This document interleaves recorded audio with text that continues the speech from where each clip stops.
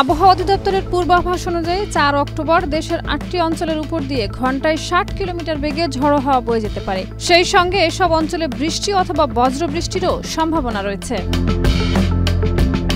৪ October দুপুর ১টা পর্যন্ত অভ্যন্তরীণ নদীবন্দরগুলোর জন্য দেওয়া পূর্বাভাসে বলা হয়েছে, খুলনা, বরিশাল, পটুয়াখালী, কুমিল্লা, নোয়াখালী, চট্টগ্রাম, কক্সবাজার এবং সিলেট অঞ্চলের উপর দিয়ে দক্ষিণ ও দক্ষিণ পূর্ব দিক থেকে ঘন্টায় কালার এক্সপার্ট, জর্জ স্যাপ এবং মাইল্ড অন হ্যান্ডস টেকনোলজি সমৃদ্ধ অরিক্স ক্রিস্টাল ওয়াশ আপনার লন্ড্রি এক্সপার্ট।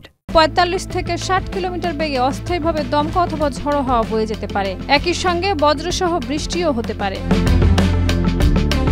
এ কারণে এসব অঞ্চলের নদীবন্দরগুলোকে ১ নম্বর সতর্ক সংকেত দেখাতে বলা হয়েছে।